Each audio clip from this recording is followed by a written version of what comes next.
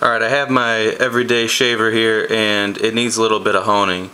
So no matter how much I'm stropping it, it just doesn't cut the way it used to, and that's when it's time to put it back on the highest grit hone that you have. For me, that's the 16,000. For a lot of other people, it's usually the 8,000 grit Norton stone. Either one is fine.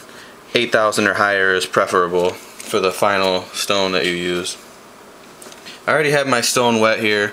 I just take a few drops of water. I have a cup off camera here. I just take a few drops of water and splash it on there and make sure the water is distributed across the entire stone. And now the technique that I like to use is the rocking technique from heel to toe, where I make a pass in this direction starting with the blade tilted up on the heel, and as I move forward I bring the toe into contact with the stone. And that works really well, especially if you have a razor with a smile, which means that the cutting edge makes this type of pattern rather than one that's perfectly straight across. I actually don't prefer any blades like that. I like to put a smile on all the blades that I hone.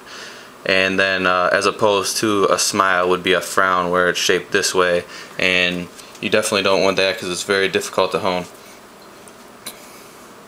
I'll repeat a few strokes so you can get an idea of how I do it.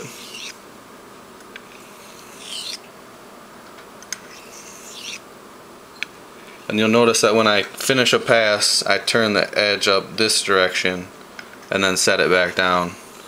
And then I turn it up again and set it back down, rather than coming and going like that as I lift up, because that'll damage the blade if it touches the stone.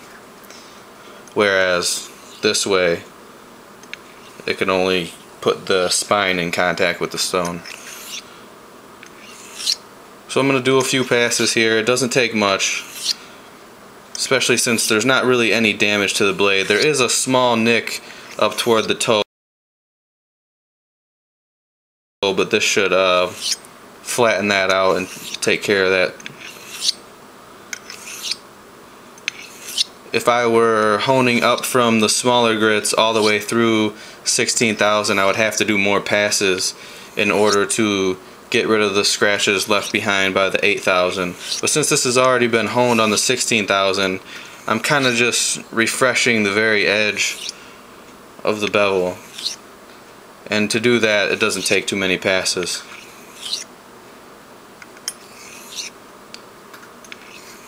And when I do the passes, I use my left hand on the toe of the blade only for control. I'm not putting any extra pressure to press down. I try to keep it just at the weight of the blade and no more force pushing into the stone. At the lower grits I might push a little bit, but at the higher grits, when you want to get a really precise edge, you don't want to push, because then you're deforming the metal, and that creates an inconsistent contact point with the stone, and thus create an inconsistent edge which will not be sharp. So I'm going to do a few more passes, and then I'm going to check it out under a bright light and see what the edge looks like. Okay, I'm pretty pleased with the edge that I put on it. The little chip is still there, but it's significantly reduced, so I doubt it's really going to make much of a difference in shaving. Actually, before I honed it, I didn't even notice until I actually looked at it. It's not like I could feel it pulling apart of my beard or anything. So I'd say I'm satisfied with this. And you'll notice on the 16,000 grit stone, this is a Sharpening glass stone, which is denser than your regular Norton water stones.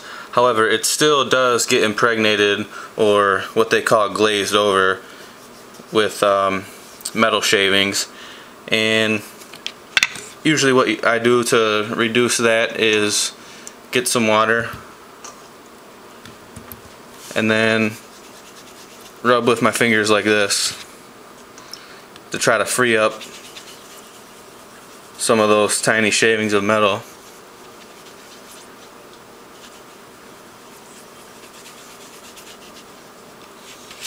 And the way to stop the metal from getting stuck in there is to keep the surface of the glass soaked with water.